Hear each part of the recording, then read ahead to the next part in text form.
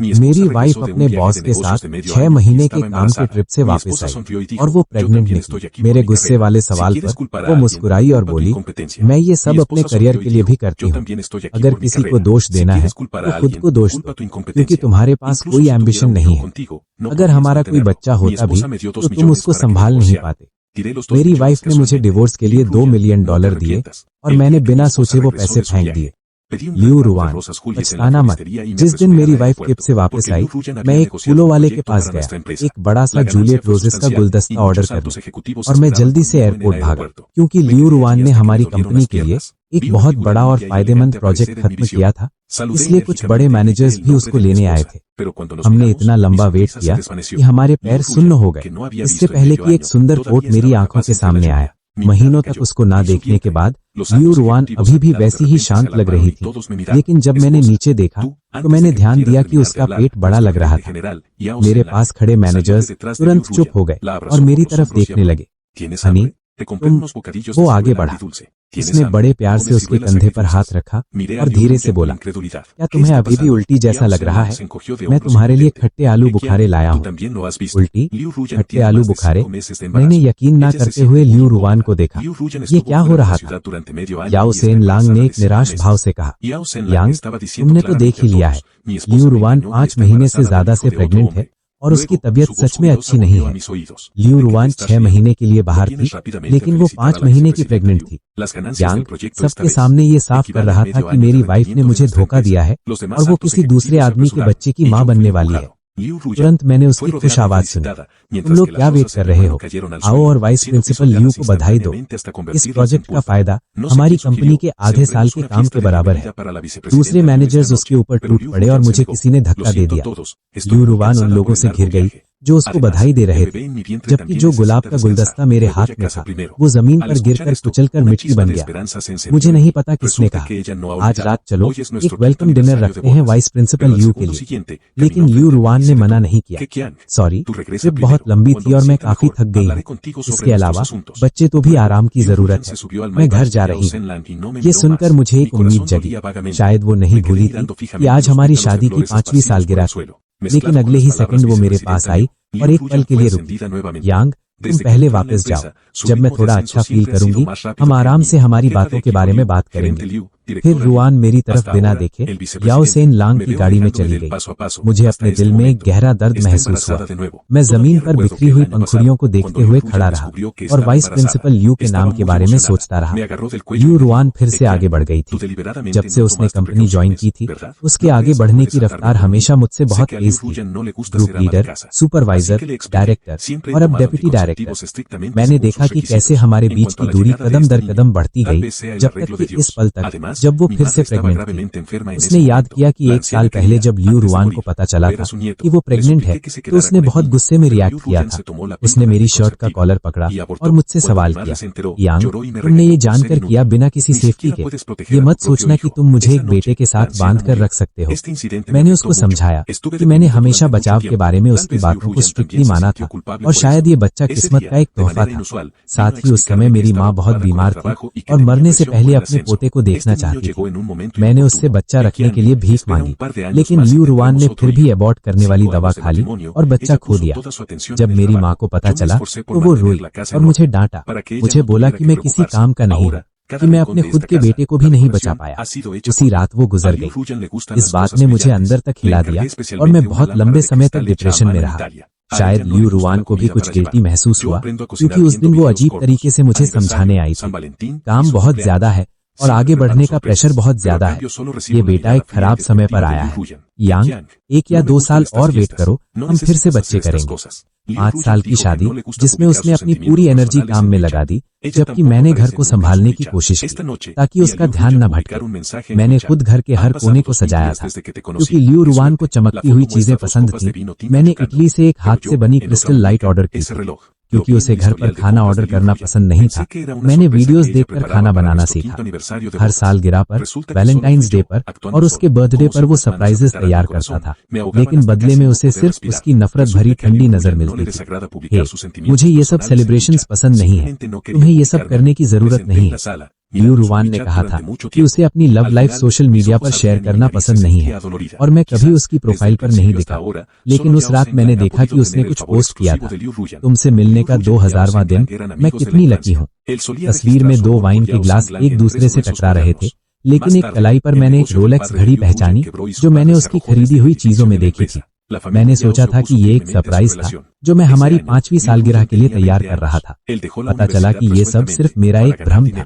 ऐसा लग रहा था जैसे कोई हाथ मेरे दिल को भींच रहा हो, मुझे सांस न लेने दे रहा हो। तो लियू रुवान, ऐसा नहीं था कि उसे अपनी लव लाइफ सोशल मीडिया पर शेयर करना पसंद नहीं था, वो बस मेरे साथ शेयर नहीं करना चाहती थी। मैं लिविंग रूम में बैठकर उस पोस्ट को बहुत देर तक देखता रहा, जब तक कि मेरी आंखें दर्द नहीं करने लगी और मेरे गले में एक गोला सा बन गया।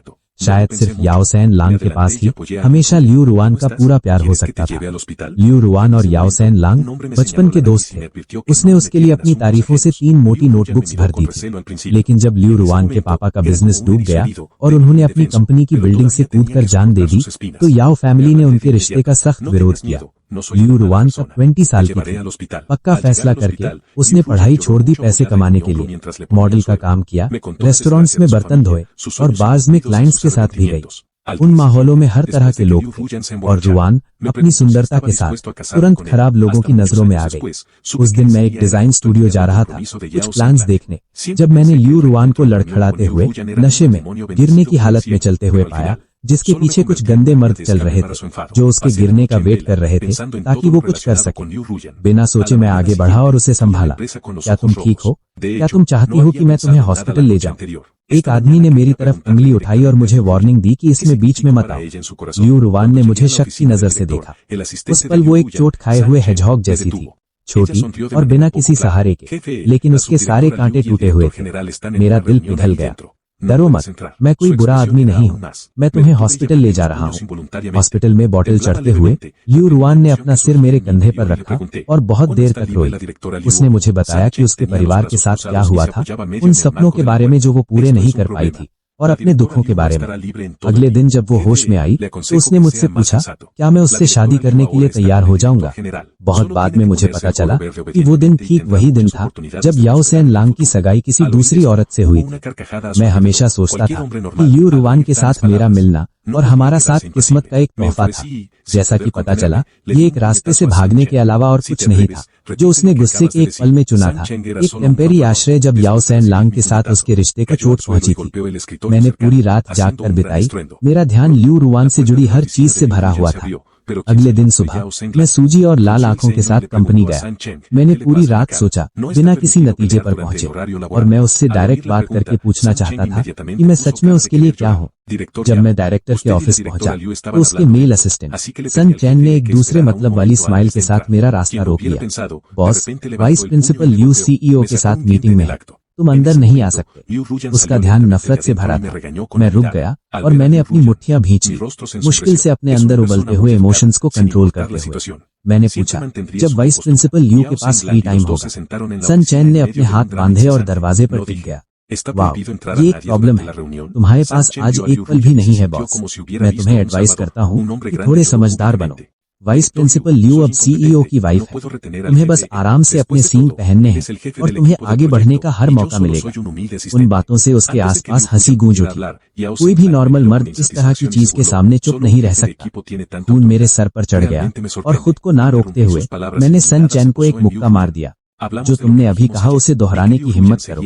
सन चैन सिर्फ बाहर से ही था। मुक्के के साथ वो फर्श पर गिर गया और एक तेज आवाज के साथ पास के डेस्क से टकराया।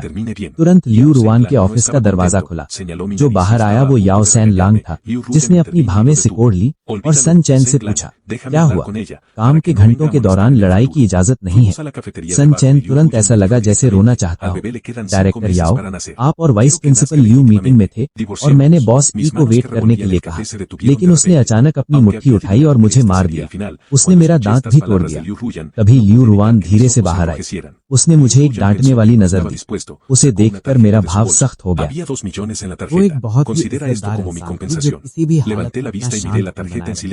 लेकिन उस दिन लियू रुयान की शर्ट पहनी हुई थी। सान चैन सही कह रहा था। लियू रुयान और याओ सैन लांग ऑफिस में कुछ शर्मनाक लग रहे थे। मैंने ऐसा नहीं कहा था कि जब मीटिंग चल रही हो तो कोई आदमी अंदर नहीं जा सकता। सांचेन ने रुयान को देखा तो जैसे उसे अपना रखवाला मिल गया हो। वो बड़ा आदमी सबके सामने रोने लगा। डेप्यूटी डायरेक्टर लियू अपना काम ठीक से नहीं कर पाया और बॉस को नहीं रोक सका।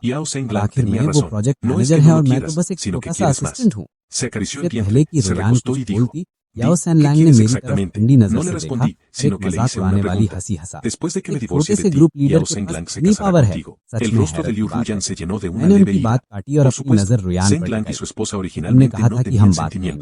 लियू रुयान को अभी भी चिढ़ते हुए देखकर मुझे अचानक महसूस हुआ कि सच में उसकी कोई इज्जत हुई। 8 साल की शादी, अगर खाली हो रही थी तो एक चैन के लायक थी। याओ सैन लैंग मुझे बेइज्जत करने ही वाला था कि लियू रुयान ने उसे इशारे से रोक दिया। ठीक है सैन लैंग, जिससे बात करें, तरह ये तुम्हें परेशान नहीं करता रहेगा। हम बिल्डिंग के कैफे में नीचे गए और लियू रुयान ने सीधे मुद्दे की बात की। बच्चे के पैदा होने में 5 महीने बचे हैं। मैं चाहती हूँ कि वो एक सही शादी के रिश्ते के साथ पैदा हो। चलो डिवोर्स ले लेते हैं। घुमाने वाला हाथ अचानक रुक गया। हालांकि मैंने पहले ही इस बात का अंदाजा लगा लिया था, लेकिन जब मैंने लियू रुयान के मुंह से ये सुना तो मेरी आंखों में आंसू आने से ना रोक सका। लियू रुयान ने सोचा कि मैं मना कर दूंगा और उसने अपने बैग से एक कार्ड निकाला। कार्ड में 2 मिलियन है। उसको एक समझौता समझो। मैंने ऊपर देखा और एक पल के लिए उसे चुपचाप देखा। मैं जोर से हंसा। 8 साल का रिश्ता 2 मिलियन के बदले। मुझे नहीं पता कि मैं बताऊं कि मेरी कीमत है या नहीं है। मैंने कार्ड उसकी तरफ वापस भेज दिया। मुझे ये नहीं चाहिए। लियू रुयान ने हैरानी से अपनी भौहें उठाई। तुम्हारी महीने की सैलरी 6,000 है। 2 मिलियन का मतलब 20 साल का काम होगा। तुम पक्का यकीन के साथ कह रहे हो कि तुम्हें ये नहीं चाहिए? क्या आखिरी जवाब मिलने के बाद लियू रुयान ने मुझे नफरत से देखा। हमेशा की तरह सैन लैंग सही था। ऐसा नहीं है कि तुम्हें ये नहीं चाहिए, बात यह है कि तुम्हें और ज्यादा चाहिए। मैंने अपने पेट पर हाथ फेरा और चेयर पर पीछे टेक गई। बताओ तुम्हें सच में क्या चाहिए? मैंने उसके सवाल का जवाब नहीं दिया। इसके बदले मैंने उससे एक सवाल किया, जब मैं तुम्हें डिवोर्स दे दूंगा तो क्या सैन लैंग तुमसे शादी करेगा? लियू रुयान के चेहरे पर घमंड साफ दिखा। जरूर, सैन लैंग और उसकी वाइफ ने कभी एक दूसरे से प्यार नहीं किया। उसने मुझसे वादा किया है कि वो डिवोर्स ले लेगा। इसके अलावा मेरे पेट में याओ फैमिली का बच्चा है, वो पोते के लिए तरस रहे हैं। उसका खुश चेहरा देखकर जब वो एक अच्छी आने वाली जिंदगी का अंदाजा लगा रही थी, मैंने अपनी आंखें जोर से बंद कर ली। भागते हुए कहा, ठीक है, जैसा तुम चाहती हो। कंपनी वापस आकर मैंने अपने साथ काम करने वालों को धीरे धीरे बातें करते सुना। उन्हें पता चला कि बच्चा डेप्यूटी डायरेक्टर लियू के पेट में है, वो डायरेक्टर याओ का है। मैंने कभी सोचा भी नहीं था। बॉस देखने में इतने अच्छे लगते हैं और पता चला कि वो तो बस एक रखेल की तरह है। खैर, इस तरह से गुजारा करना भी बुरा नहीं है ना? चुपचाप अंदर गया और सब तुरंत चुप हो गए। मैंने कभी अपने साथ काम करने वालों के साथ बुरा भाव नहीं किया था। मुझे उम्मीद नहीं थी कि वो मेरे पीछे मेरे बारे में ऐसी बातें करेंगे। क्या तुम लोग बातें आगे बढ़ाओगे? वो रुक गए। सबने अपना सर नीचे कर लिया बिना कुछ बोलने की हिम्मत किए। अगर तुम लोगों ने इस महीने के टारगेट पूरे नहीं किए, बोनस के बारे में भूल जाना। अभी किसी ने धीरे से बड़बड़ाया, तो डायरेक्टर याओ तुम्हारे खिलाफ हैं तो देखते हैं तुम इस पोस्ट पर कब तक टिकते हो। उस आदमी के पास गया और उसकी आंखों में देखा। अगर मैं चाहूँ तो मैं इस कंपनी में तुमसे ज्यादा समय तक रुक सकता हूँ। समझ गया कि मैं क्या कह रहा हूँ। उसने माफी मांगी। बॉस, मुझे माफ कर दो, मुझे नौकरी से मत निकालना। इसी रात पूरे एम्प्लॉइज के साथ प्रोजेक्ट की खुशी का डिनर था। विक्टोरिया में बैठकर मैंने लियू रुयान को स्टेज पर चमकते हुए देखा और मैं अजीब दुख से भर गया। सच तो ये था कि जिस दिन मैंने लियू रुयान को डिवोर्स देने का फैसला किया, मैं ये भी सोच लिया था कि मैं इस कंपनी में नहीं रुकूंगा। फिर मैंने डिजाइन स्टूडियो की अपनी नौकरी छोड़ दी थी और मैं यहाँ सिर्फ उसके लिए आया था। इन सालों में मैंने रुयान के साथ काम किया। मैंने उसे बहुत से कॉन्ट्रैक्ट्स दिलवाने में मदद की, कंपनी में उसे मजबूत बनाया। मैंने सोचा था कि किसी दिन वो मेरी इस चुपचापहट मेहनत को देखेगी। मैंने सोचा नहीं था कि इसका अंत ऐसा होगा। लियू रुयान शायद पहले ही भूल चुकी थी कि 10 साल पहले हम मिले थे। मेरे कमजोर दिखने की वजह से गुंडों के ग्रुप ने मुझे एक गली में घेर लिया और मुझे मारा। लियू रुयान अचानक एक हीरोइन की तरह हाथ में क्लिप लिए आई और उन सब को भगा दिया। तुम क्यों रो रहे हो? अगर वो तुम पर हमला करते हैं तो खुद का बचाव करो। जो गर्मी रुयान ने मुझे उस समय दी थी उसे मैंने आज तक संभाल कर रखा था। आज रात आखिरी बार होगा जब मैं उसकी कामयाबी का गवाह बनूंगा। डिनर के दौरान मैं बाथरूम गया और मैंने याओ सैन लैंग को किसी से घमंड में बातें करते सुना। ऐसा चल रहा है भाई, रिडक्शन प्लान काम कर गया ना? मैंने उसे यकीन दिलाया कि मैं अभी भी उससे प्यार करता हूँ, इसलिए उसने मुझे एक बच्चा देने के लिए तैयार कर लिया। तुम्हें नहीं पता ये कितना आसान था। इसके ऊपर से उसने अपने सबसे मुश्किल सालों में एक बार में क्लाइंट के साथ रहने का काम किया है। मैं ऐसे किसी से कैसे शादी कर सकता हूँ? मैंने दरवाजा लात मारकर खोला और उसकी शर्ट का कॉलर पकड़कर उसे दीवार से सटा दिया। मीने, यू रुयान तुमसे इतना प्यार करती थी, मुझे इस तरह धोखा कैसे दे सकते हो? मुझे देखकर याओ सैनलैंग ने गुस्से में मुझे गाली दी। यांग, तुम पागल हो, तुम्हारी वाइफ तुम्हें धोखा देती है और तुम उसका बचाव कर रहे हो, तुम एक बेवकूफ हो। याओ सैनलैंग के वहाँ बहुत से दोस्त थे। इसी समय में उन्होंने मुझे मुक्के से जमीन पर गिरा दिया। जब मुझे मुक्के पड़ रहे थे तो मैंने अचानक यू रुयान की आवाज सुनी, रुको, तुम लोग क्या कर रहे हो? याओ सैनलैंग ने उसे आते देखकर दूसरों को रुकने का इशारा किया। मैं दिल से चाहता था कि उसे बताऊं कि याओ सैनलैंग एक अच्छा आदमी नहीं है, लेकिन बदले में मुझे सिर्फ यू रुयान की ठंडी नजर मिली। बस करो यांग, मुझे उम्मीद नहीं थी कि तुम इतने गंदे हो। आज सुबह मैं अभी भी तुम्हारे लिए गिल्टी फील कर रही थी और पता चला कि तुम इस पूरे समय मेरे और सैनलैंग के बीच में आने की कोशिश कर रहे हो। उसे मजबूती से दूर जाते देखकर मैंने उदासी में अपना सर नीचे कर लिया। यू रुयान, इस बार मैं हूँ जो तुम्हें छोड़ रहा हूँ। डिनर पर हुई लड़ाई एक स्कैंडल बन गई। किसी ने उसकी फोटो खींच ली और वो फोटो सभी ग्रुप्स में फैल गई। एक टूटी हुई पसली के साथ कई दिनों तक हॉस्पिटल में रहा और उस पूरे समय में ल्यू रुयान ने एक बार भी फोन नहीं किया। जिस दिन मैं हॉस्पिटल से बाहर आया, मुझे कंपनी से निकालने का लेटर मिला। ह्यूमन रिसोर्सेज ने मुझे ठंडेपन से बताया कि खराब काम की वजह से कंपनी ने मेरी नौकरी खत्म करने का फैसला किया है। मैंने कोई जवाब नहीं दिया, सीधे कंपनी गया, लेकिन सान चैन ने फिर से मेरा रास्ता रोक दिया। बॉस, मेरे लिए चीजें मुश्किल मत करो। वाइस प्रिंसिपल ल्यू ने कहा है कि वो तुमसे नहीं मिलना चाहती। फिर जैसे उसे कुछ याद आया हो, उसने अपने हाथ से अपना मुंह बंद कर लिया। मैं कैसे भूल सकता हूँ यांग, उसे पहले ही कंपनी से निकाल दिया गया है। आज वो बॉस नहीं है। सॉरी, बाहर के लोग अंदर नहीं जा सकते। और उसने एक छोटा सा बॉक्स निकाला जिसमें मेरे डेस्क की सारी चीजें थी। सान चैन के चेहरे पर एक कामयाबी की खुशी थी। ये लो, मैंने पहले ही सब एकत्रित कर लिया है। इसे पकड़ो और जितना जल्दी हो सके बाहर निकलो। उसका मुझे देने का कोई साफ मन नहीं था। पहले ही सेकंड उसने छोड़ दिया और बॉक्स जमीन पर गिर गया। सॉरी, मेरा हाथ फिसल गया। ठंडेपन से मुस्कुराया। कोई बात नहीं, तुम्हारी किडनी कमजोर है, इसलिए हाथ कांपना नॉर्मल बात है। सान चैन को बात चुभी और वो चिल्लाया, यांग, तुम किसे कमजोर किडनीज बोल रहे हो? इस पर ध्यान दिए बिना मैंने उसे झटका दिया और ल्यू रुयान के सामने खड़ा हो गया। वो अपने डेस्क पे डॉक्यूमेंट्स देख रही थी और बिना ऊपर देखे बोली, मैं जानती हूँ कि कंपनी के फैसले से तुम राजी नहीं हो, लेकिन तुमने सैनलैंग को मारा, ये एक सच है। वो रुकी और आगे बोली, जो भी हो, मैंने जो कर सकती थी वो तुम्हारे लिए किया है, पैसे कम नहीं मिलेंगे। कुछ बोले बिना मैंने उसके डेस्क पर अपनी मर्जी से नौकरी छोड़ने का लेटर फेंक दिया और कहा, मैं तुम्हें 3 बातें बताने आया हूँ। पहले, मैं रिजाइन करने आया हूँ, मुझे कोई पैसे नहीं चाहिए, जिसे चाहिए वो रख ले। दूसरा, अगर तुम्हें वो कमीना याओ सैनलैंग पसंद है तो उसे अपने पास रखो, मुझे तुम दोनों के बीच कोई लफड़ा करने में कोई इंटरेस्ट नहीं है। तीसरा, पिछले 5 साल से मैं अंधा था, जब तुम कर सको डिवोर्स के पेपर फाइल कर देना। ल्यू रुयान को उम्मीद नहीं थी कि मैं इतना पक्का फैसला ले लूंगा। उसने काम छोड़ा और मुझे हैरानी से देखा। यांग, तुम जानते हो तुम क्या कह रहे हो? ये पैसे कई हजार तक हैं। तुम यकीन के साथ कह रहे हो कि तुम्हें ये नहीं चाहिए? काफी पैसे थे, इसमें कोई शक नहीं था, लेकिन मुझे सच में उनकी जरूरत नहीं थी। रिजिग्नेशन पूरा होने के बाद मैं बिल्डिंग के लॉबी में नीचे गया। डिजाइन स्टूडियो के एक पुराने साथ काम करने वाले को फोन किया। हैंग ऑन, इस काम के बारे में जो तुमने मुझे पहले बताया था, मैंने अच्छे से सोच लिया है, तो बेहतर होगा कि उसे छोड़ दें। इस कंपनी का रिकॉर्ड अच्छा नहीं है, काम में कई टेक्निकल प्रॉब्लम्स आएंगी। जब मैं डिजाइन स्टूडियो में काम करता था, मैं खास तौर पर इंजीनियरिंग डिजाइन का ध्यान रखता था और अपनी काबिलियत की वजह से मैनेजमेंट मेरी बहुत इज्जत करती थी। जब मैंने 3 साल पहले रिजाइन करने का फैसला किया था, तो बहुत से मैनेजर्स ने मेरे इस फैसले को नहीं समझा था और मुझे रोकने के लिए प्रमोशन ऑफर दिया, लेकिन मैंने ल्यू रुयान के लिए सब कुछ छोड़ दिया। जिस दिन मैंने नौकरी छोड़ी, मेरे साथ काम करने वाले सैन कॉन ने मुझे कहा था, तुम एक औरत के लिए अपनी नौकरी छोड़ रहे हो ताकि उस कंपनी में एक छोटे लेवल के एम्प्लॉय की तरह काम कर सको जो हम पर डिपेंड करती है।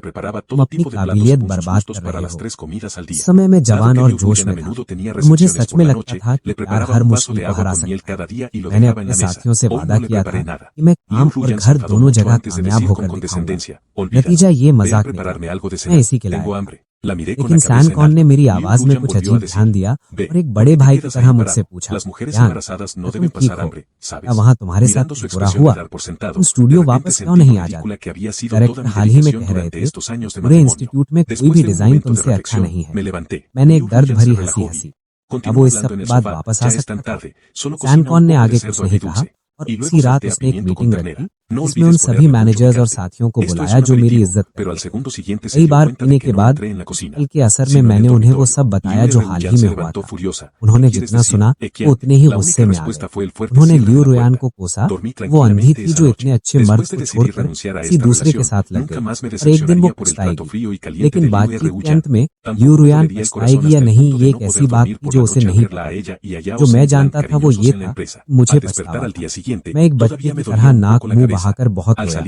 आखिर में मेरे पुराने बॉस ने ही मेरी पर्सनल प्रॉब्लम्स को सॉल्व करने और अगले मंडे को स्टूडियो में रिपोर्ट करने का फैसला किया। वही सैलरी वही पोस्ट। खुश होकर मैंने आगे कुछ नहीं कहा और हमने बोतल खाली कर दी। जब मैं घर पहुंचा तो आधी रात हो चुकी थी। मैं अंदर गया और मैंने देखा कि लिविंग रूम की लाइट्स जल रही थी और लियू रुयान गुस्से में सोफा पर बैठी। तुम कहाँ थे? तुम्हें इतनी देर क्यों लगी? तुम जानते हो मैं 2 घंटे से तुम्हारा वेट कर रही हूँ। मुझे इतनी भूख लगी है कि चक्कर आ रहे हैं। मैं एक पल के लिए हैरान रह गया। अगर भूख लगी है तो कुछ खा लो। यान ने तुम्हारे लिए खाना ऑर्डर नहीं किया था। ये बातें लियू रुयान को रुलाने के लिए काफी थी। यान तुम बहुत खराब हो। मैं काफी नशे में था इसलिए मैं भी सोफा पर बैठ गया और अपने लिए एक गिलास पानी निकाला। लियू रुयान ने सोचा ये उसके लिए है और उसने अपना हाथ आगे बढ़ाया, लेकिन मैंने उसे अपने मुंह में डाल दिया। वो गुस्से से पागल हो गई। पहले मैं उसे एक रानी की तरह ट्रीट करता था। जब वो घर आता था वो उसके स्लीपर्स पहनाता था और उसकी पसंद के मुताबिक हर तरह के खाने तैयार करता था। क्योंकि लियू रुयान अक्सर अपने कामों के लिए लेट हो जाती थी, इसलिए मैं हर रात उसके लिए टेबल पर शहद वाला एक गिलास पानी छोड़ देता था। मैंने आज रात लियू रुयान के लिए कुछ तैयार नहीं किया था। बहुत देर बाद उसने नीचे गिरते हुए अपना मुंह खोला। खैर, किचन में जाओ और मेरे लिए कुछ खाने को बनाओ, मुझे भूख लगी है। मैंने एक पल के लिए उसे देखा। उसने फिर से कहा, तुम किस बात का वेट कर रहे हो? तुम क्यों खड़े हो? प्रेग्नेंट औरतें भूखी नहीं रह सकती, तुम जानते हो ना। इसका ये भाव देखकर जैसे सब कुछ इसी का हक था। इन सालों में मैंने जो कुछ भी दिया था वो अचानक मुझे मजाक लगने लगा। मैं एक पल के लिए हिचकिचाया, लेकिन आखिरकार उठ गया। लियू रुयान ने अपना भाव ढीला किया और आगे बोली, क्योंकि काफी देर हो गई है, सिंपल सा बना दो, स्वीट एंड सार पोर्क और मीट के साथ बैम्बू शूट्स। और हाँ, एपेटाइट बढ़ाने के लिए बहुत सारा मिर्च मसाला डालना मत भूलना। लेकिन तुरंत ही उसे एहसास हुआ कि मैं उसे किचन की तरफ नहीं बल्कि बेडरूम की तरफ ले जा रहा हूँ। लियू रुयान गुस्से में उठ खड़ी। यांग, इसका क्या मतलब है? इसका अकेला जवाब दरवाजे की एक तेज आवाज थी जो मैंने बंद किया। इस रात में बहुत अच्छी नींद सोया। जब से मैंने उस रिश्ते को छोड़ने का फैसला किया, मैं अब लियू रुयान के बदलते मूड्स की वजह से देर तक नहीं जागता। मुझे ऑफिस में याओ सैनलैंग के साथ उसकी बदतमीजी देख दर्द से दम घुटने जैसा महसूस नहीं हुआ। अगले दिन मैं हल्के सिर दर्द के साथ उठा। जब मैं कमरे से बाहर निकला तो मैंने लियू रुयान को अभी भी लिविंग रूम में गुस्से में बैठा पाया। लेकिन टेबल पर चूरोज और फ्रूट के साथ चावल की खीर जैसा ढेर लगा था। वो फोन पर एक लड़ती हुई आवाज में बात कर रही थी। थैंक यू सैनलैंग, जो ब्रेकफास्ट तुमने भेजा है ये ठीक वही है जो मुझे चाहिए था। लेकिन मुझे अच्छे से याद था कि लियू रुयान कभी वो अंडा नहीं खाती थी। फोन रखने के बाद उसने मुझे हमेशा की तरह ऑर्डर दिया, किचन में जाओ और मेरे लिए फ्रेंच टोस्ट और सॉसेज बनाओ, मुझे भूख लगी है। मुझे ये अचानक मजाक लगने लगा। वो अभी भी नहीं समझ रही थी कि पहले मैं उसकी हर बात इसलिए मानता था क्योंकि मैं उससे प्यार करता था, इसलिए नहीं क्योंकि मैं अपनी बेइज्जती चाहता था। टेबल पर सब कुछ है, जो मन करे खा लो। लियू रुयान को उस जवाब की उम्मीद नहीं थी और उसने गिलास को जोर से मारा। यांग, अब बहुत हो गया। ठीक है, मेरी एक खासियत है, जब मैं किसी से प्यार करता हूँ तो मैं बिना किसी शिकायत के अपना सब कुछ देने के लायक होता हूँ। लेकिन जब मैं प्यार करना बंद कर देता हूँ तो मैं तुरंत अलग हो जाता हूँ और उन लोगों या हालातों में बीच में नहीं पड़ता जो इस लायक नहीं है। मैं जाता हूँ, काम नहीं करता। तो चलो अभी डिवोर्स फाइल करने चलते हैं। और मैंने उसके सामने पहले से साइंड डिवोर्स एग्रीमेंट रख दिया। लियू रुयान उसे खाली नजर से देखती रही। यांग, तुम अब क्या चाल चल रहे हो? पहले तुमने कहा था कि तुम मुझे अपनी पूरी आत्मा से प्यार करते हो और अचानक तुम इतनी आसान भाव से डिवोर्स के लिए राजी हो गए। मैंने सिर हिलाया। मैंने अच्छे से सोच लिया है, अगर तुम मुझसे प्यार नहीं करती तो अलग हो जाना ही बेहतर है। इस तरह दोनों के लिए सही रहेगा। वैसे ये घर मैंने खरीदा था और शुरू से अंत तक मैंने ही इसे सजाया है, इसलिए ये घर मेरा है। बाकी सब कुछ कानून के मुताबिक बांट दिया जाएगा। ये सुनकर लियू रुयान ने ठंडी हंसी हंसी। ठीक है, जैसा तुम कह रहे हो वैसा ही करते हैं। अभी हम रजिस्ट्री ऑफिस जा रहे हैं। रजिस्ट्री ऑफिस जाने के रास्ते में लियू रुयान पूरे समय बहुत चिड़चिड़ी थी। वो रास्ते में ड्राइवर्स को गालियां दे रही थी। वो अब फोन पर असिस्टेंट सैन चैन को निकम्मा होने के लिए डांट रही थी। असल में जिस बात ने उसका मूड खराब किया था वो ये था कि मैं उसके सामने भीख नहीं मांग रहा था या उससे चिपक नहीं रहा था जैसा उसे उम्मीद थी। लियू रुयान को आदत हो गई थी कि मैं उसे एक ऊंचे स्थान पर रखूं और वो इस बात को एक्सेप्ट नहीं कर पा रही थी कि मैंने उसे इतनी जल्दी जाने दिया। लेकिन घमंड की वजह से वो ये भी नहीं दिखा सकती थी कि वो मुझे रोकना चाहती थी। हम असेट्स को बांटने और डिवोर्स सर्टिफिकेट लेने के लिए रजिस्ट्री ऑफिस गए। सब कुछ शांति से बीत गया। लियू रुयान ने अपने पेट को सहलाते हुए खुशी के भाव से कहा, छोटे बेटे, माँ अब आजाद है, थोड़ा और वेट करो और जल्द ही तुम पापा से मिल पाओगे। मैं जाने के लिए मुड़ा, लेकिन लियू रुयान ने पीछे से मुझे आवाज दी, यांग, हम पति पत्नी हैं, तुम कहाँ जा रहे हो? तुम्हें छोड़ देता हूं। लेकिन अगले ही सेकंड एक बड़ी काली गाड़ी मेरे सामने आकर रुक गई। सैन कॉन ने विंडो नीचे की और मुझे इशारा किया, यांग, ये तुम्हारी पहले वाली गाड़ी है, क्या तुम्हें ये पहचानी लगती? मैंने एक ठंडी सांस ली, दरवाजा खोला।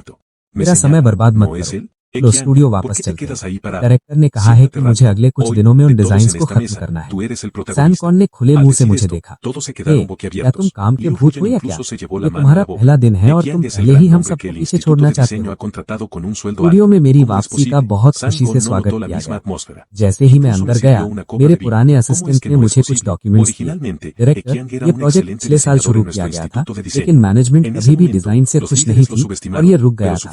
अब जब आप वापस आ गए हैं तो बड़े अफसर चाहते हैं कि आप खुद इसका ध्यान रखें। मैंने डॉक्यूमेंट्स लिए और शांति से सिर हिलाया। ठीक है, मैं इस हफ्ते मैनेजमेंट से बात करूंगा। डायरेक्टर, आज रात की सारी कंस्ट्रक्शन कंपनीज आपको डिनर पर बुलाना चाहती हैं। आप जाएंगे या आप चाहेंगे कि मैं उन्हें मना कर दूं? ये सुनकर मैंने सैन कॉन की तरफ देखा, जो पूरे मुंह से मुस्कुरा रहा था। मैनेजमेंट आपकी बहुत इज्जत करती है। जब उन्हें पता चला कि आप वापस आ रहे हैं तो ये बात फैल गई कि स्टूडियो एक बड़े इंसान का स्वागत करने वाला है। उन्होंने आपके सारे अवार्ड्स और जरूरी प्रोजेक्ट्स की लिस्ट भी निकाल दी। ये बस आपके लिए एक प्रचार है। जो कंपनीज हम पर डिपेंड करती हैं, बिल्कुल वो आपको खुद देखना चाहिए। सच तो ये है कि मैं अपना सिर नीचे करके काम करना पसंद करता हूँ और मुझे वो तारीफें वाले डिनर्स पसंद नहीं हैं। मैं मना करने ही वाला था जब मैंने लिस्ट में कंपनी का नाम देखा जिसे मैंने पहचान लिया। मैं उन लोगों में से हूँ जो उधार नहीं भूलते, और अगर कोई मुझे ठेस पहुंचाता है मेरे पूरे शरीर में खुजली होती है जब तक मैं अपना बदला ना ले लूं। इसलिए मैंने लिस्ट ली और कहा, ठीक है, हम आज रात डिनर पर जा रहे हैं। मैं इन कंपनी से फिर से मिलना चाहता हूँ।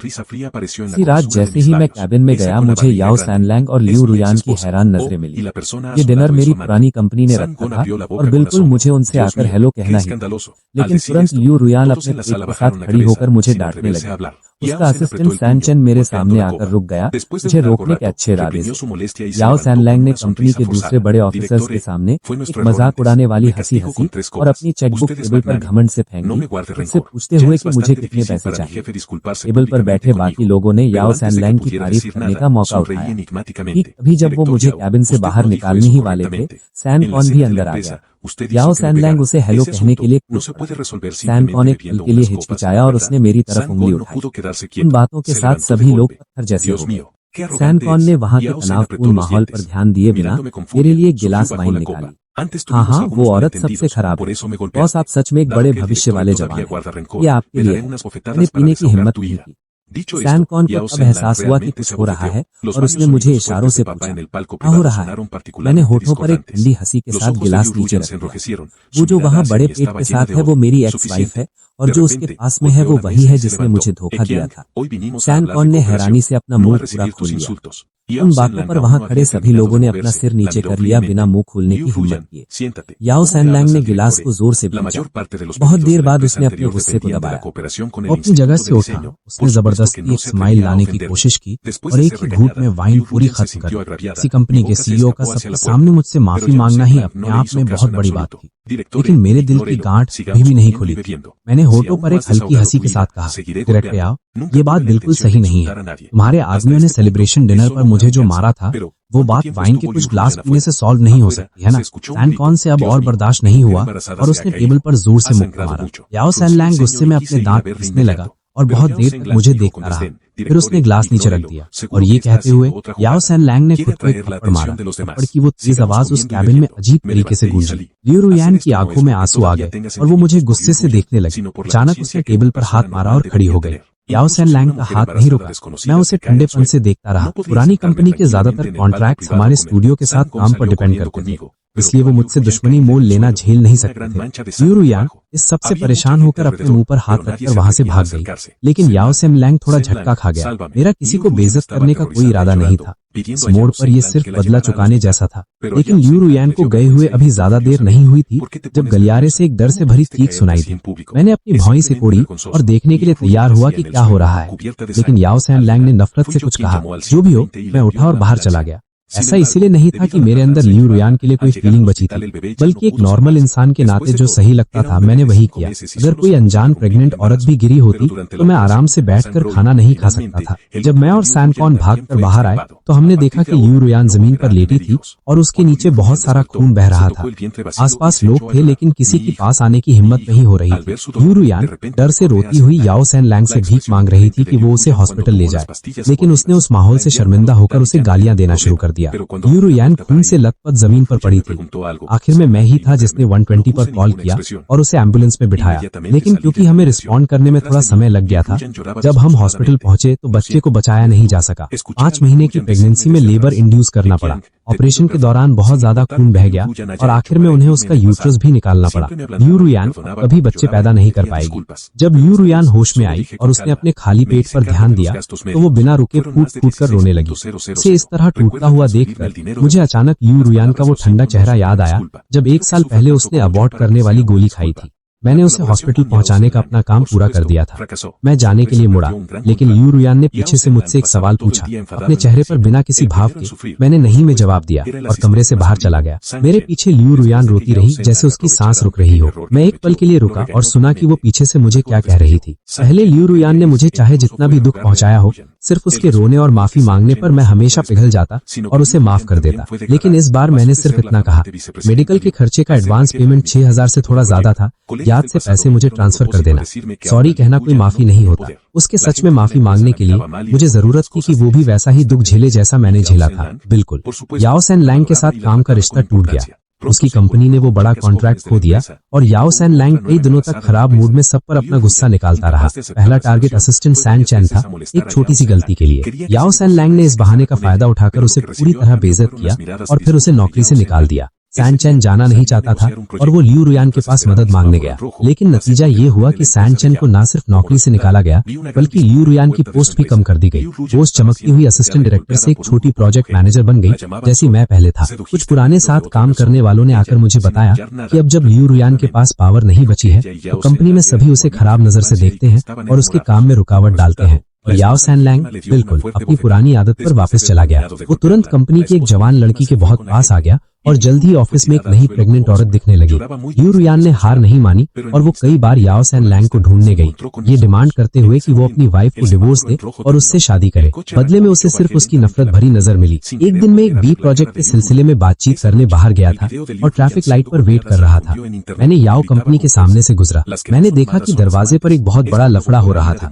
औरतों का एक ग्रुप लियू रुयान को मार रहा था और उसके बाल खींच रहा था। उसे बुरा भला कह रहा था और इल्जाम लगा रहा था कि उसने किसी दूसरे के पति को फंसाया है और उसे कोई शर्म नहीं है। लियू रुयान ने अपने हमेशा वाले घमंड से चिल्लाकर कहा कि वो और याओ सेन लैंग बचपन से ही सच्चा प्यार करते हैं। तभी याओ की वाइफ ने उसके चेहरे पर एक जोर का थप्पड़ मारा। जब उन्होंने उसे मार लिया तो वाइफ और उसके साथी वहां से चले गए। लियू रुयान किसी कचरे की तरह जमीन पर पड़ी रह गई। वो बहुत बुरी तरह रो रही थी और जिस पल उसने ऊपर देखा हमारी नजरें मिली। ट्रैफिक लाइट बदल गई, गाड़ी शुरू हुई और मैंने धीरे धीरे विंडो का कांच ऊपर कर लिया बिना लियू रुयान के चेहरे को आगे देखे। उसी रात लियू रुयान के पिटे जाने का वीडियो इंटरनेट पर फैल गया। तुम उसे पूरी ताकत से चिल्लाते हुए सुन सकते हो कि सिर्फ जिसे प्यार नहीं मिलता वही दूसरा होता है। नेटिजन्स ने उस पर बहुत बड़ा हमला किया, उसे सबसे बेशर्म औरत बता रहे थे। लियू रुयान ने बदले में अपनी 3 मोटी नोटबुक्स निकाली जो याओ सेन लैंग के लिए उसके प्यार से भरी थी, लेकिन उसकी वाइफ ने उन्हें बर्बाद कर दिया। आखिर में याओ सेन लैंग ने कैमरास के सामने उसे कहा, लियू रुयान सपने देखना बंद करो। क्या तुम्हें लगता है कि मैं किसी ऐसी औरत से शादी करूंगा जिसके पास ना पैसे है ना कोई क्लास? मैंने तुम्हारे साथ सिर्फ इसीलिए खेल खेला ताकि तुम मेरी कंपनी के लिए पूरी जान लगाकर काम करो और साथ ही मुझे और मेरी वाइफ को एक बच्चा दे सको। क्या तुम सच में खुद को इतना खास समझती हो? और इस सब के ऊपर से याओ सेन लैंग ने लियू रुयान की कुछ ऐसी फोटोज पोस्ट कर दी। अचानक लियू रुयान पूरी तरह से बर्बाद हो गई। अगली बार मैंने लियू रुयान को 2 महीने बाद देखा। मैं देश के बाहर एक कॉन्फ्रेंस से वापस आ रहा था और जैसे ही मैं अपने दरवाजे के पास पहुंचा मैंने एक कमजोर शरीर को दरवाजे पर लिपट कर बैठे देखा। पहले मुझे लगा वो कोई भिखारी है। सुनो, क्या तुम्हें जरूरत है कि मैं पुलिस को कॉल करूं? लेकिन जब उसने अपना सिर उठाया और मेरा नाम लिया तो मैं एक पल के लिए रुक गया। पहले वाली लियू रुयान खुद पर भरोसा रखने वाली और जिंदगी से भरी हुई थी। उसके अंदर हमेशा एक आगे बढ़ने की ताकत थी। अब जो थी उसकी आंखें बेजान और खाली थी। यांग, मुझे माफ कर दो। अब मैं समझ गई हूँ कि इस दुनिया में सिर्फ तुमने ही मुझसे सच्चा प्यार किया था। वो मेरे पैंट्स को पकड़कर रेंगते हुए लिपट गई। हम फिर से वैसे ही बन सकते हैं जैसे पहले थे, उन खुशी के प्यार वाले दिनों की तरह। यांग, मैं तुम्हारे बिना नहीं जी सकती। मैंने अपनी टाई को ठीक किया और एक ठंडी सांस ली। मुझे माफ कर दो, लेकिन मुझे अब तुम्हारे बिना जीने की आदत हो गई है। उसी समय पीछे से एक लड़की की आवाज आई, यांग, कल मीटिंग है, मैं कौन सा ड्रेस पहनूं? वो असिस्टेंट जो पहले मुझे इज्जत की नजर से देखती थी, अब मेरी गर्लफ्रेंड बन चुकी थी। लियू रुयान उसे देखकर कांप उठी। तुम ऐसा कैसे कर सकते हो? तुम्हारे पास इतनी जल्दी कोई नया कैसे आ सकता है? यांग, क्या तुमने नहीं कहा था कि मैं तुम्हें अपने पूरे दिल से प्यार करता हूँ? लियू रुयान फूट फूट कर रोने लगी। वो डरी हुई लड़की मेरे पीछे छुप गई। यांग, ये कौन है? मैं उसे अंदर ले गया और दरवाजा बंद करते हुए मैंने कहा, कोई नहीं, एक पागल औरत है। वो लड़की अभी भी परेशान थी और बोली, लगता है इसका दिमाग ठीक नहीं है, हमें पुलिस को कॉल नहीं करना चाहिए। क्या वो भूखी होगी? क्या हम उसके लिए कुछ खाने को ले आए? मैंने बड़े प्यार से उसके बालों को सहलाया। इसकी कोई जरूरत नहीं है, कल सुबह तक वो चली जाएगी। जब मैंने दरवाजा बंद किया तो लियू रुयान के रोने की आवाज दरवाजे के दूसरी तरफ ही रह गई, जैसे किसी दूसरी दुनिया में हो, जो मेरे अंदर एक हल्की सी लहर भी पैदा नहीं कर सकी। लड़की ने चिंता और एक हल्की शर्म से मेरे हाथ को पकड़ लिया। यांग, क्या वो सच में ठीक है? क्या होगा अगर वो पूरी रात दरवाजे पर ही बैठी रही? मैंने उसका हाथ पकड़ा और उसे सोफे पर ले गया और उसके लिए एक गिलास गर्म पानी निकाला। इस लड़की का नाम सू शाओ था। वो डिजाइन स्टूडियो में मेरी छोटी असिस्टेंट थी, जिसका नेचर बहुत नर्म था, लेकिन उसके दिमाग में एक अजीब साफपन था। जब मैंने लियू रुयान के लिए सब छोड़ दिया था तो उसने 2 बार मुझे रोकने की कोशिश की थी, लेकिन बिना किसी जिद के, और बस चुपचाप मेरे लिए अच्छी दुआएं मांगी थी। जब मैं एक टूटे हुए इंसान की तरह वापस आया तो उसके अंदर मेरे लिए थोड़ी सी भी नफरत नहीं थी। हमेशा की तरह शांत और चुपचाप वो मेरे साथ खड़ी रही, डॉक्यूमेंट्स को ऑर्गेनाइज करने में मेरी मदद करती रही और मेरे दुखों को सुनती रही। चिंता मत करो, जब वो रोते रोते थक जाएगी तो चली जाएगी। मैं उसके पास बैठ गया और उसे गर्म पानी दिया। पहले मैं एक बेवकूफ था जिसने अपना पूरा दिल किसी ऐसे को दे दिया जो इस लायक नहीं था। अब से मैं किसी को भी हमारी जिंदगी में परेशानी पैदा नहीं करने दूंगा। सू शाओ ने मजबूती से सिर हिलाया, उसकी आंखें चमकी और उसने धीरे से मेरा हाथ पकड़ लिया। उस रात लियू रुयान ने फिर से कोई हंगामा नहीं किया। सिर्फ कभी कभार दरवाजे से रोने की कुछ दबी आवाजें आती थी और वो सुबह होते होते खत्म हो गई। अगले दिन सुबह मैंने दरवाजा खोला।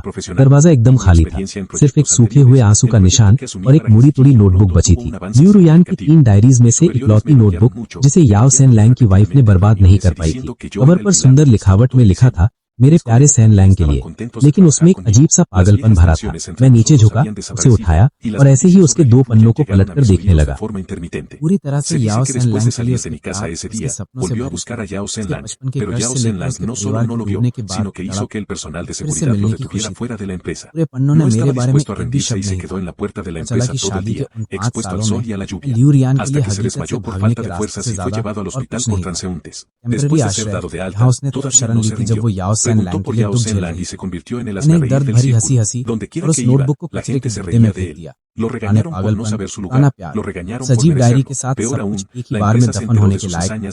सू शाओ ब्रेकफास्ट लेकर आई। मैंने जो किया उसे देखकर उसने कुछ नहीं पूछा। धीरे से बोली, ब्रेकफास्ट तैयार है, आज स्टूडियो में मीटिंग है, लेट नहीं हो सकती। स्टूडियो में मैं जल्द ही काम के तरीके में ढल गया, मजबूत पढ़ाई और पिछले प्रोजेक्ट्स के अनुभव के दम पर।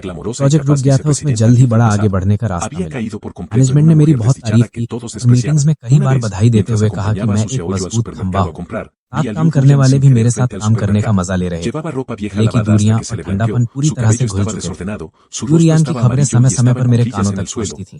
लोगों के कहने के मुताबिक उस रात मेरे दरवाजे से जाने के बाद फिर से याओ सैन लैंग को ढूंढने गई। उसने न सिर्फ उससे मिलने से मना कर दिया, बल्कि सिक्योरिटी गार्ड्स को भी ऑर्डर दिया उसे कंपनी के दरवाजे पर ही रोक दें। उसने हार नहीं मानी, धूप बारिश में पूरा दिन दरवाजे पर बैठी रही, बेहोश नहीं हो गई। उसे हॉस्पिटल ले जाना पड़ा।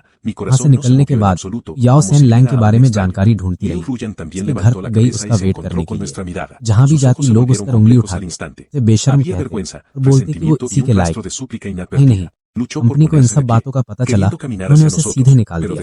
बिना नौकरी के, बिना बचत के, बिना बच्चे के, बिना याओ सैन लैंग के बचाव के। लियू रुयान की जिंदगी एकदम बर्बाद हो गई। उसने अपने बचे हुए सारे कीमती गहने बेच दिए, एक छोटा और टूटा फूटा कमरा किराए पर लिया। टेम्पररी कामों से अपना गुजारा चलाने लगी। चमकती हुई और खुद पर भरोसा रखने वाली डेप्यूटी डायरेक्टर लियू रियान अब एक ऐसी औरत बन गई थी जिससे सब दूर भाग गए। एक बार मैं सू शियाओ के साथ सुपरमार्केट गया। अचानक मैंने दरवाजे पर लियू रियान को देखा। पास के एक छोटे रेस्टोरेंट में बर्तन धो रही थी। दिन में 10 घंटे से ज्यादा बहुत छोटे से पैसे के बदले। सू शियाओ ने भी उसे देखा। अचानक मेरा हाथ भींच लिया।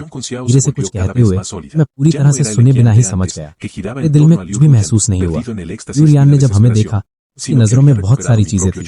गर्म, हार, एक हल्की सी भीख। खड़ी हुई हमारी तरफ आने लगी, लेकिन जैसे ही उसने 2 कदम बढ़ाए, रुक गई। न सर नीचे कर लिया, उसके कंधे हल्के से कांपने लगे। उसके पास नहीं गया, ना ही कुछ कहा, बस मुड़ा, सू शियाओ का हाथ पकड़ा, सुपरमार्केट के अंदर चला गया। सू शियाओ ने एक बार फिर उसे देखा, धीरे से बोली, बेचारी औरत, उसके पास इसके लायक होने के अपने वजह है। मैंने शांति से जवाब दिया, उसने अपनी बदकिस्मती खुद चुनी। क्योंकि जिसने हमारी शादी को तोड़ा, उसने हमारे बच्चे को अबॉर्ट दिया, उसने उसे दूर ढकेल दिया, उससे सच में प्यार करता था। उसके साथ जो हो रहा है, उसके खुद के कामों का नतीजा है। सू शियाओ ने बिना कुछ कहे सर हिला दिया, मेरा हाथ थोड़ा और दबा दिया। दिन बीत गए। सू शियाओ और मैं एक दूसरे से और ज्यादा प्यार करने लगे। मैं वैसा इंसान नहीं रहा था। लियू रियान के आसपास इस डर में घूमता रहे मैं उसे खो दूंगा। फिर से खुद जैसा बन गया था, भरोसेमंद, शांत, बेफिक्र। मूवीज देखने गए, पार्क में घूमने गए, उसके पसंद के स्नैक्स खाने गए। जो उसका बर्थडे और हमारी सालगिरह याद थी, उसके लिए छोटे सरप्राइजेस तैयार करता था। जब उसे काम में परेशानी होती थी, मैं आराम से बैठकर प्रॉब्लम को समझने में उसकी मदद करता था। स्टूडियो का प्रोजेक्ट आराम से आगे बढ़ा। जल्द ही क्लाइंट की पूरी तारीफ के साथ खत्म हो गया। मैनेजमेंट ने मुझे आगे बढ़ाया, मेरी सैलरी बढ़ा दी, मुझे स्टूडियो का डेप्यूटी इंजीनियरिंग डायरेक्टर बना दिया, मुझे अपना ऑफिस दे दिया। मेरी जिंदगी आखिरकार पुराने साये से बाहर निकल आई थी, अपनी खुद की रोशनी की तरफ खुलने लगी थी। लियू रियान मेरी जिंदगी में फिर कभी नहीं आई, जब तक कि कंपनी के एक पुराने साथी ने मुझे अचानक उसके बारे में नहीं बताया। उसने मुझे बताया कि लियू रियान शहर छोड़कर छोटे कस्बे में चली गई है, वहाँ उसे कोई नहीं जानता। उन्होंने कहा कि उसे वहाँ सफाई करने का काम मिला है, सुबह जल्दी उठकर सड़कों को साफ करती है, छोटी लेकिन शांत जिंदगी जी रही है।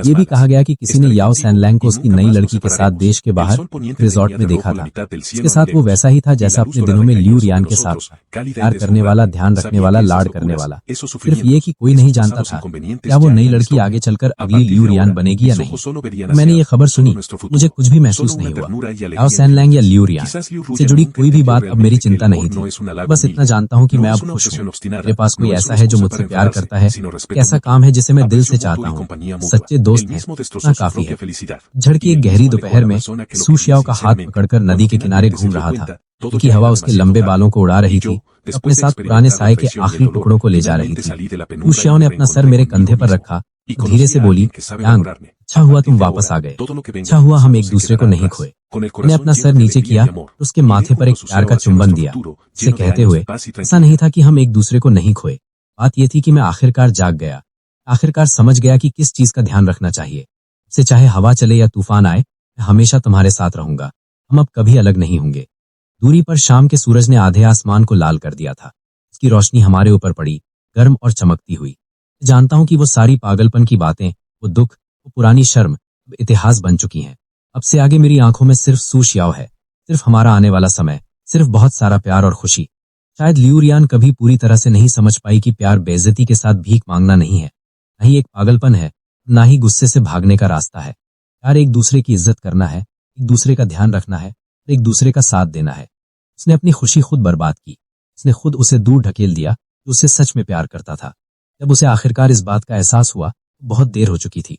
धोखे और दर्द के बाद आखिरकार अंधेरे से बाहर निकलने, खुद को ढूंढने, उससे मिलने में कामयाब रहा। मेरी कीमत जानती है, से चाहे हवा चले, जो भी हो, बस आगे का रास्ता है।